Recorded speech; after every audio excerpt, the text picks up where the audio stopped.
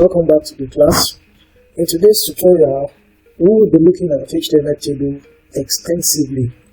Remember in the last class we just ran through some, we touched a little of it. So, but in today's class, we'll talk about HTML tables extensively. So guys, let's go now.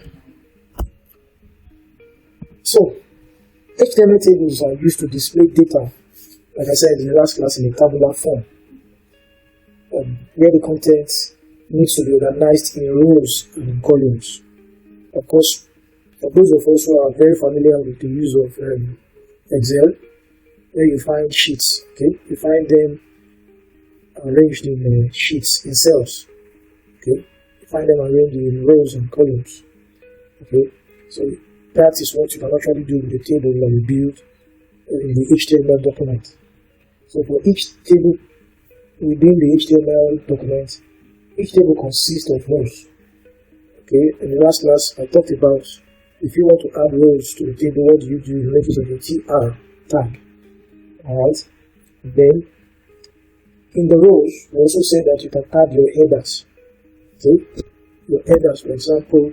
To write that, you write using your TH, which is table head.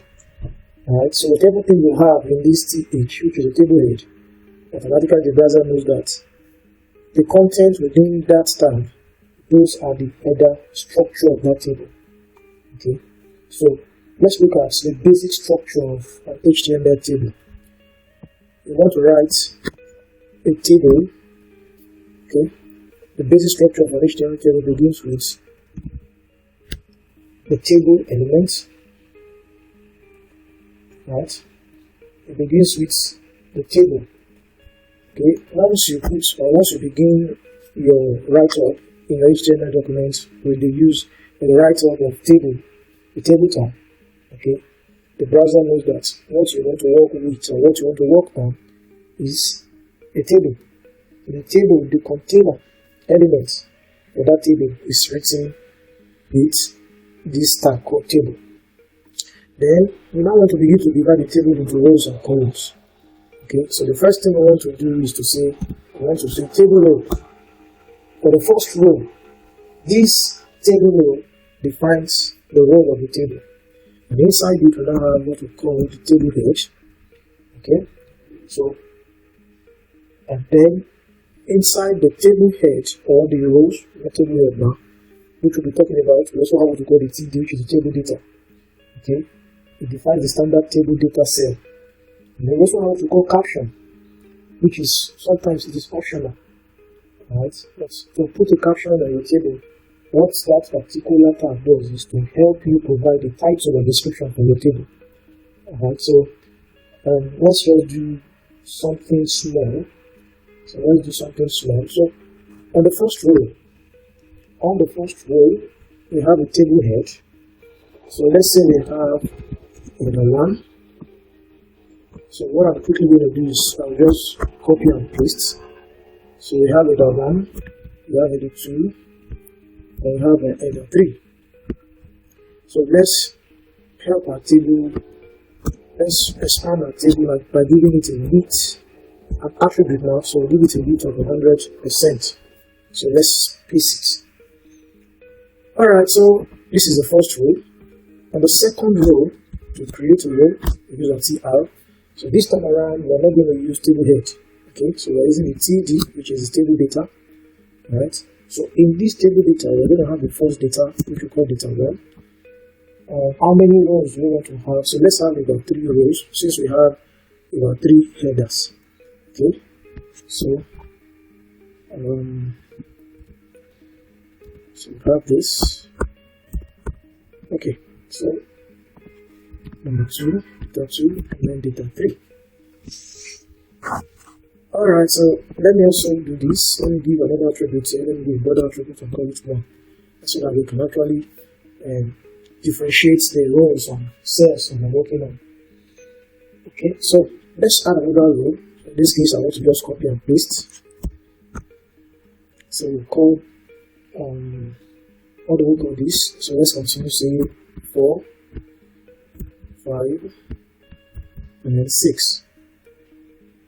Okay, so here is a table of 3 rows and 3 columns. 3 rows and 3 columns. So you can find the various elements, right, in our table. Okay. Alright, so I will give a caption. Let's give a caption. So let's create a caption. Okay. So on this row, supposed to give a caption. Okay, so we give a caption of so let's say example of table.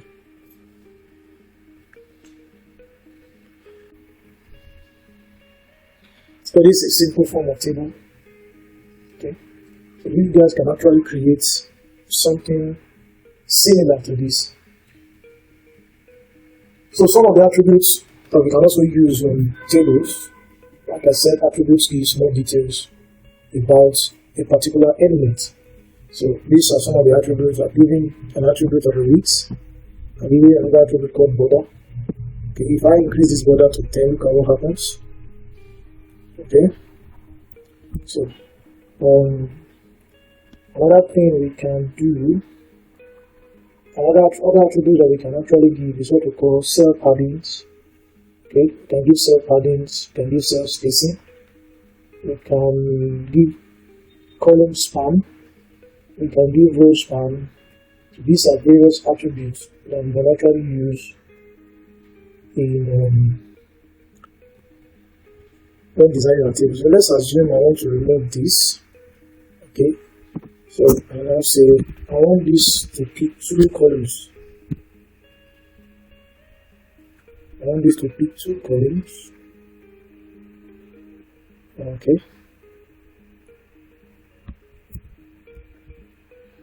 Okay, so I want it to pick 3 columns.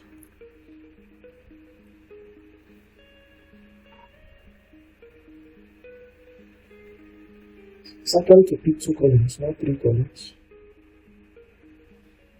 It's supposed to pick it's supposed to pick 2 columns, not 3. So I'm spanning this particular header. Okay, I want it to pick 2 columns, to occupy 2 columns.